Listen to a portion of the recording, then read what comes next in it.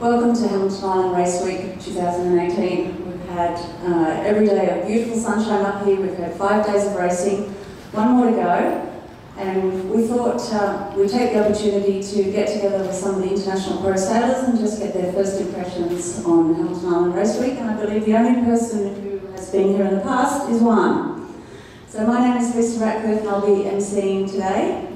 We have an audience on the live stream, so we'll just do a little introduction of everybody here, and then I'll ask people for their first impressions, and then we'll throw that open to the sailing media to ask some questions. So, Juan, Spanish Navigator on the Oats family's 100-footer, Wild Oats 11, 5 times Volvo Ocean Race sailor. Juan was part of the Victoria's Verbraak Challenge in 2001 and 2. He's also won 3 America's Cups and competed at the Olympics. Sharon, Ferris-Choat, how are you feeling? Kiwi skipper of the Crowther 40 trimaran of Gitana, racing in Hamilton Island Multi-Hull Division 1. Sharon was part of Tracy Edwards' record-breaking offshore catamaran campaigns and represented New Zealand at the Olympic Games, plus she skippered the first women's team in the Extreme Sailing Series. On my left is Greenhalgh, another UK sailor. Rob is doing the main sheet on Matt Allen's Ichi at Race Week, now second in the point score after today's race.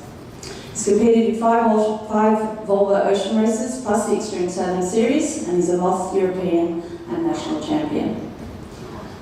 Ian Percy, UK pro sailor who's calling tactics on Peter Harburg's Queensland RP100 Blackjack.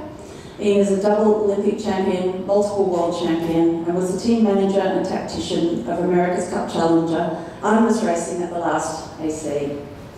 And on the very far left, we have Wouter Verbraak, Dutch navigator on Phil Turner's RP66 Alive, currently 3rd in IRC Division 1 point score. He's competed in 3 Volvo Ocean races, the America's Cup, 2011 Barcelona World Race, and all World Major Regattas. So quite a lineup here. I'm very privileged to be sitting on the bench with such a calibre of sailor.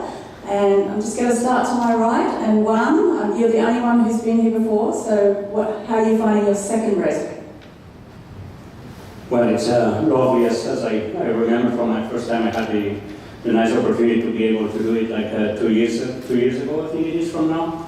And yeah, missed it last year, unfortunately, but we were busy going around the world. And otherwise I would have certainly done it. But it's lovely sailing here. It reminds a little bit on Sardinia, but with more ingredients. We have a nice currents here, so it's quite challenging for a navigator. So you have to watch your depth, you have to watch your wind, you have to watch your current, a lot of wind shadows, a lot of opportunities. So it's a very nice coastal racing around, and that's how I remember. And every time I come here, it's just great to be here and sail around this place. Well, it's been my goal to get here for over 20 years, so I've finally done it, and I can say that this is one of the most beautiful places in the world. The sailing is exceptionally beautiful and challenging, as Juan says, but also the organisation of the Hamilton Island Race Week, the whole organisation as a whole is absolutely second to none. Everything, every little stone is, inspected and put in place, and it's absolutely amazing. So, like I said before, if you haven't been here before, you've got to put it on your bucket list. You've got to come back because it's just simply stunning. Rob, first impressions? Yeah, as I think everyone's saying, it's fantastic up here.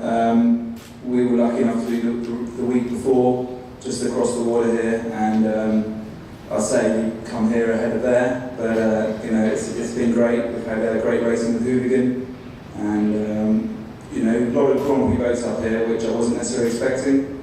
So definitely aim to come back, and yeah, it's been really interesting racing. So looking forward to coming again. Yeah, I'm used to going around marks, not islands, and so it's a bit of a trade-off. The marks are a bit easier, but the islands are far more beautiful, that's for sure. And having to avoid the whales and all the tidal reefs is totally new experience, but a really wonderful one. Very new for me, and with a great bunch of people who are enjoying ourselves a lot on board Blackjack. So just like any time you're doing something new, it's great fun, but when that new thing is sailing around a stunning tropical island, it ticks all the boxes. Well, I have to tell you, Iain, that you are the reason that the idea for today came together.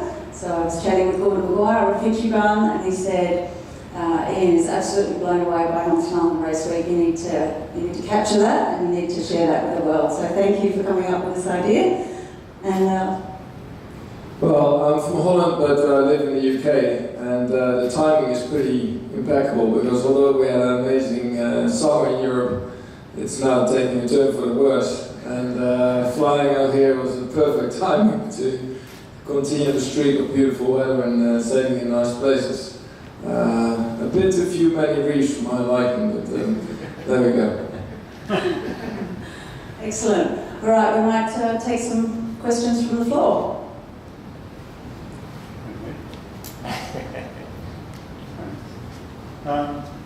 So starting with Wouter, we've seen the Dutch sailing rise, particularly with Oats, and you had 2 boats in the Volvo race.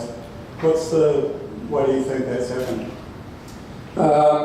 Holland has a huge fan base for ocean racing, and that started with Connie van Rietschoten, who won the race twice.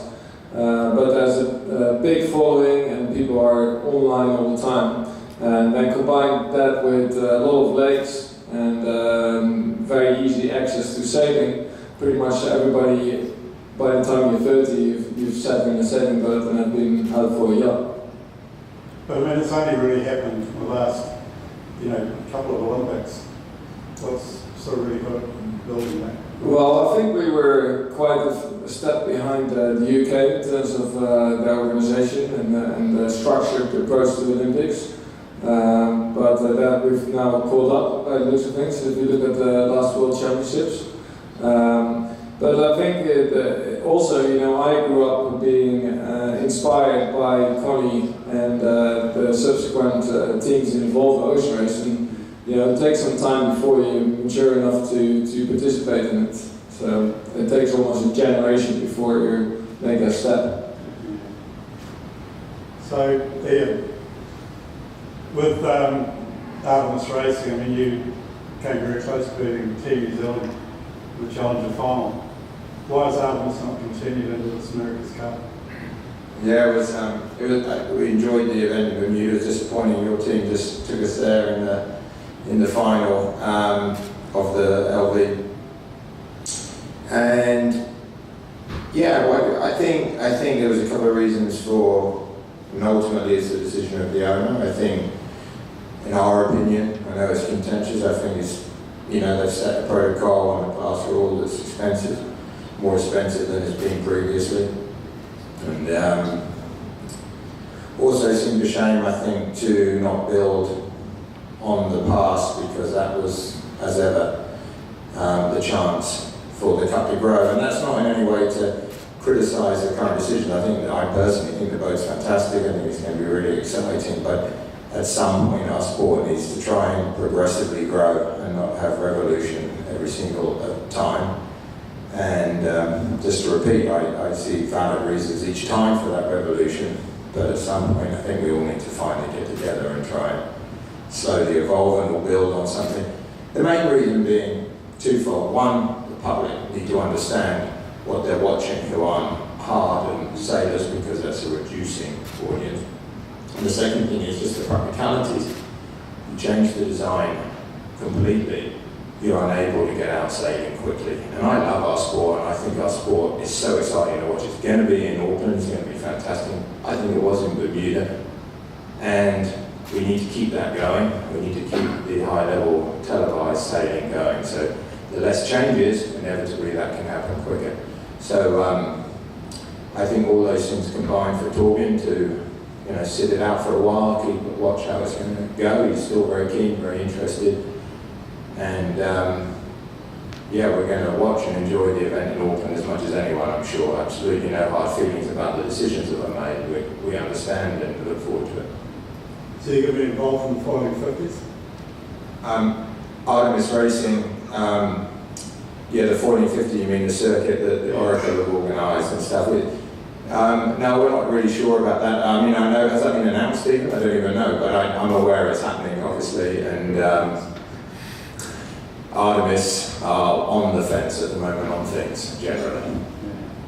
So, Rob, I mean, you've got a lot of background in foiling boats. What's your impression of the AC-75?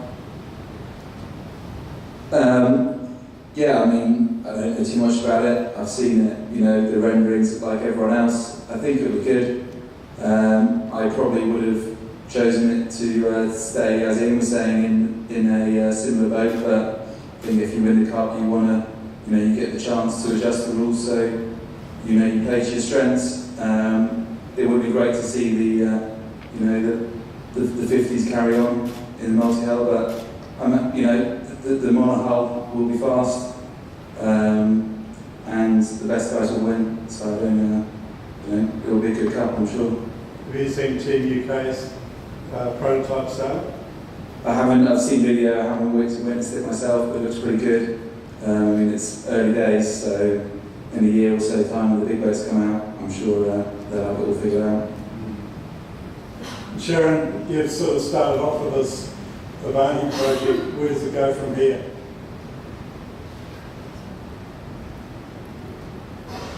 Basically, we next week or on Sunday we'll do a speed rig challenge up to Navigator Island, and with some of the girls will be returning from the group armour race, and also we have Bianca Cook joining us as well.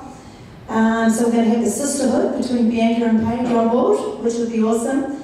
And then Joe Breen and I, a very established and very good sailor from Australia, will be doing double-handed back to New Zealand, which is about 1,800 miles, and that will be in preparation for some double-handed stuff in the future. So when we've had the last Volvo, the women's quota come in. Do you think that's the way to go, or should people be doing, boats like you're doing with an all-woman crew and just basically, chewing it? Well, women sailing is a very interesting subject. I really think that we simply need more miles, and we can't be just sitting on the side of the boat and making up numbers. We actually need to be in absolutely critical roles, and you're only going to get a chance to be a navigator or a trimmer or have actually hours driving a boat if you're part of a team that allows you to do that. So with the all-woman team, you can, and we only sail with 5 on our Gitana. So when we go offshore, you are doing everything. And when the navigator's asleep, the backup navigator's taking over and they're learning.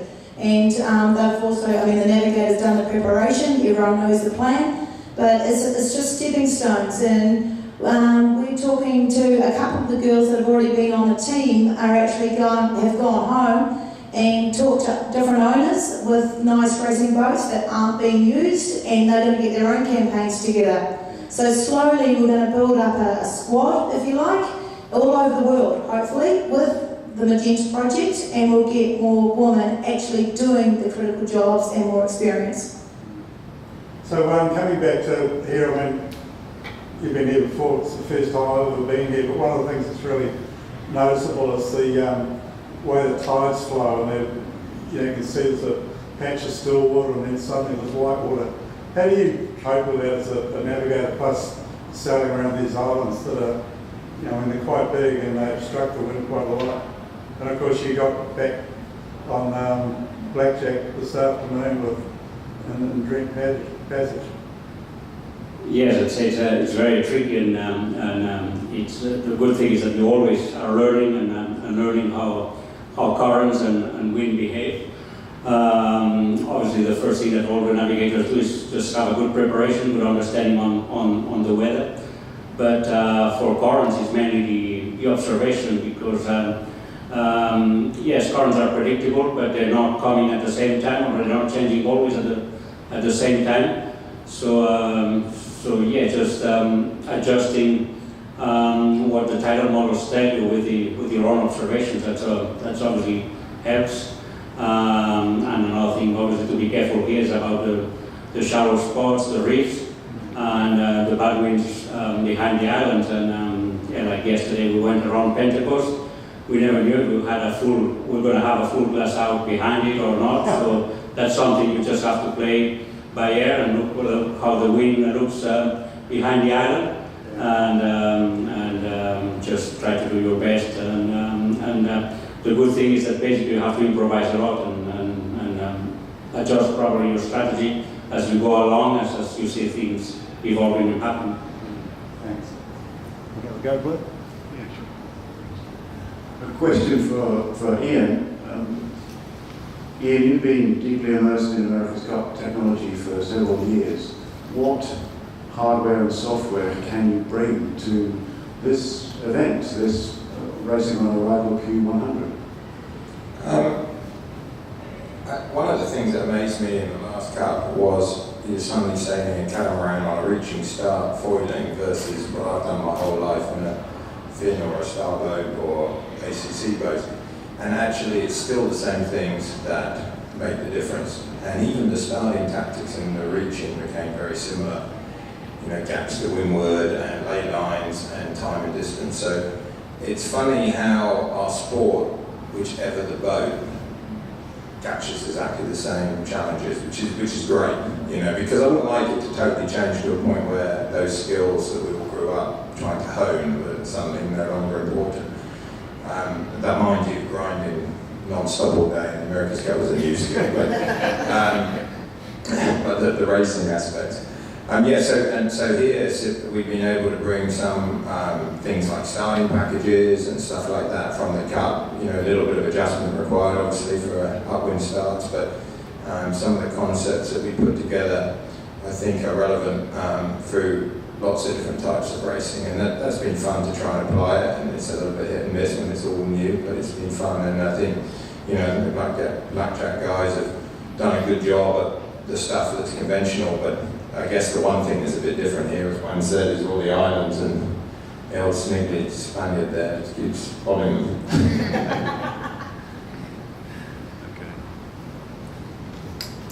Hi, Crosbie, Lorimer from Media. A question for Juan and Iain about Wild Oats and Blackjack. It's been extraordinary watching that tussle. Two boats really still at the front end of Supermaxis, but both past a decade old. I'm wondering, given how many upgrades they've both had in very different directions, whether there's still in this evolving era of foils, there's still more these boats can do to stay in front of Supermaxi boats. Oh, I mean, I can start. I think one of the things you always see with new boats is the new boat's always slower at the beginning, and then you grow, you learn the boat and get the potential. And I think the beauty of these two boats is how over the years they've refined to learn to sail them better, understand them better. You know, for sure, if you had an AC 50 from the last Cup or F50 or whatever, you would smoke these boats around the course. So there's some things that are just simply quicker, but the refinement can make huge gains, and it's really interesting, that process. I think that's one of the things we all enjoy as sailors. But yeah, if you put a foiling, I'm sure an AC75, or you put a foiling boat from the last Cup, they would probably in these conditions win around the course fairly comfortably. So there's no doubt technology can beat size, but that's not to say they would necessarily enjoy the trip to Hobart. So. Just on Hobart, are you going to be part of the crew? Yeah, there's a plan to be part of the crew of Wild Oats. Regarding your question, I was going to say pretty much the same thing than Iain, but for us on Wild Oats, it's just constant improvement, and as you see, there's a piece of bow in the yacht club, there's a piece of stern in the yacht club that come from the original boat, and I joined this team in the later years, but the team even before had done a constant improvement on the boat, just taking up new ideas, and I guess that's the way that works. And the boat is still competitive, at least for the Hobart races and for his racing up here this time around. And after I think it's like 13 or 14 years since he was with. Well, Alive's sort of in its own size category. You haven't really got anyone to race against out there. With it as the TP52s, are they kind of your benchmark, or how does Alive get its impetus? Well, we see this regatta very much as a build-up to the Sydney to Hobart. So it's a lot about learning the boat better, learning to sail the boat to its potential and developing. It is a bit of a shame that the Wild West 10 is not there, because that's a sister ship. But having said that, we have a big battle on the starting line with the 52s, and it's all about using your skills and maximizing them. And I think that's what we're doing here, so a lot of fun.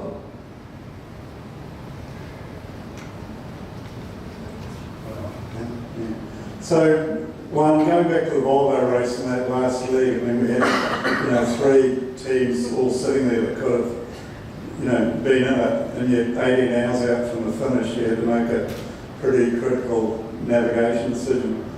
How fair do you think that was? Fair. Tough, but fair. Well, it was fair. I mean, if we were the other or the competitor that won, then we'll be very happy and we'll say it's 100% fair. I guess that we knew that the race was going to be like this, and we knew there was a tricky decision way before. And personally, I've been monitoring the weather patterns, and we did what we thought it was the best for us, because one boat of our competitors was going one way and the other boat the other way, so we couldn't really cover anyone. I think it just, any race, even if it's not that big of a split, can have an element of, if you wish, some luck or something. And we had luck in other occasions, like just coming up to Newport, where from behind we managed to win the leg. So yeah, I guess you can't say it's unfair. I think that you have to take it on as the race, and it was a tricky one. Which way would you go, Wouter? Well, being Dutch, we know the currents and everything there, but I was following the racing, and I was going, what on earth is Dom Feng doing? The inshore route was, you trapped in between the coast and the traffic separation schemes, and I think that everybody was expecting the sea breeze to go further right, which would have been advantage for Mafra and the guys in there. So, if I'm completely honest, I would have been offshore. But having said that, I haven't done all the homework that Don Fang and the Dutch Navigator, or shore-based Navigator did. It's very small things, because maybe a 10-degree shift would have made the offshore boats win. So it was very touch and go. So, Rob and Juan, how do you feel about the shift in the next Volvo into the Mocha 60? What do you think that's going to do for the event? Yeah, I think like 2 races ago now, where we jumped out the Volvo 70 and went to the 65, everyone was pretty nervous then, and there was always this vibe that the 65s were no good and slow. And to be honest, we've done 2 races then now, and they're good boats, they're fast. They're not Volvo 70s, but they're still fast, and what was amazing, how much faster we made the boats this time round than last time round, and that was just learning the boats and changing a few things. Sails got updated a bit, and suddenly we're 2 to 3 knots faster on some angles. And now we knew, these boats had to end, they can't go around the world again, and if you're going to build new boats, you may as well change the design. It's going to be a fast boat. It's going to be serious sailing, and the numbers which the designers are pumping out are, the big numbers. It's like, in the 30s downwind. It's, foiling. The problem is no one's really big monohull foiling in the Southern Ocean. The solar guys give it a go, but they get their foils in pretty quick when it gets hairy. And suddenly it's going to be pushing the boat hard in the Southern Ocean, fully crewed. Well, 7 crew, 5 crew, who knows exactly what, but probably 7. And no one quite knows what's going to happen. It's going to be expensive. which could put people off. But I think there's certainly opportunities there for teams to really put together good campaigns and really be in with a strong shot of winning it. But I think the boats they'll be good offshore boats, they'll be fast. How much compromise they are from inshore stuff, I'm not sure. We'll have to wait and see what the rules are and what the course is. What do you think, Juan? Yeah, I think obviously IMOCA is a proven class, and I guess you can understand how, from the Volvo point of view, they went to IMOCAs just to make it probably more appealing for even from some French sailors, some French teams to join, and I guess that's a little bit of their thought behind, is just to make the race to grow in numbers of competitors, but it's definitely going to be, I think, a challenging class, just trying to sail those boats with more crew than one or two persons, and obviously by being 5 on board, they're going to be pushed hard. But yeah, maybe there won't be any room for navigators, I don't know. Or we need to get very fit. But no, I think it will be quite challenging to make those boats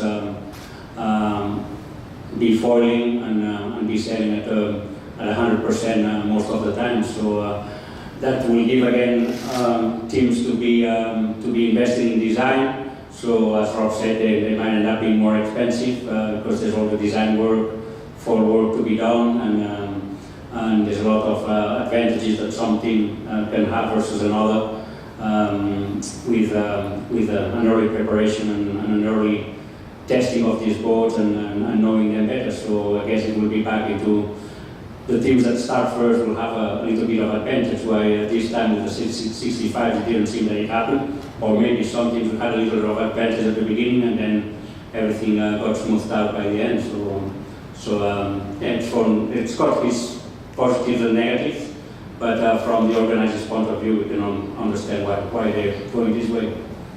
When we last tried that, which was I think the Volvo 60s against the Maxi boats, and you had Dalton and Dixon beating each other up as to who was first and why they'd dumb down the 60 to slow them down and everything else. Do you think that's going to happen again with two classes going around the world on the same track? Yeah, I don't think it's never good when there's two classes in the same track, because then you don't know really what's the winner should be. Well, that happened with the 60s again, but right now I'd say that the 65 is a one design class, so it would be really hard to change it, and everyone obviously thinks, and I think too, that the IMOCAs will be generally faster, but they have the possibility of breakdowns too, so we'll see how the points come up at the end. So they could well be where some of the 65s are ahead of some 60s because of technical problems. You want to have another go? Well, another one for Sharon then. What do you think is going to happen in this regatta to get more international boats into it and more Kiwi boats into it? Because it's pretty impressive. You've seen, I've seen, and it seems really strange that there aren't actually a lot more interest in it than international in particular. Well, I think 230 boats would be, I'd be pretty pleased if 230 boats turned up to my regatta. But I think they announced at the opening ceremony that there's going to be a feeder race from Brisbane up to Hamilton Island before the event. And I think there needs to be more feeder races. There can be we came from New Caledonia here to race. And that was after the Group Armour race, so there could have been a feeder race from New Caledonia over. And just from different parts of Australia, not just Brisbane. And I think that would make it more attractive in a timely manner, and so that more boats could actually feed here. But it's also the capacity of the regatta. More international boats. This is an Australian regatta. There's a lot of Australian boats here, and there are a lot of good Australian people here, and they're all having a lot of fun. So they might not want all the foreigners taking over their berths and their mooring pads. So, no, I mean, just come. You just got to come to Hamilton Island. It's sensational. Anyone else? Just one last question for Rob. We've had a great time watching the two TP52s this week. The speed differential, do you think the setup with the Ichi being set up for offshore and Hooligan being set up for inshore, do you think that's the difference in the speed? We've had amazing racing with Hooligan here, and I think Matt was, I guess we were all a bit nervous coming into this regatta, being our sort of inshore racing against them, which wasn't necessarily going to be our strength, but there's really been nothing in it between the boats. It comes just down to the basics of sailing, starting well, tacking our wind shifts, and and keeping them behind you. And they've had the better of us the last 2 days, and they've just put them on top. So it's been fantastic. It's been a great place to race. Boat on boat. There's so much going on. The race is never over. We had a terrible start today, and I'm sure you all saw. But suddenly we were back over there behind Pine Island. We got ahead of them. And then we just had this amazing match race all the way back for the last hour, and the boats, were separated by 5 seconds uncorrected at the end, so really nothing in it, and just great racing, really. Excellent. Thank you for your time, everybody, and I hope you enjoy the final day of race week tomorrow, and fair winds to all. Thank you.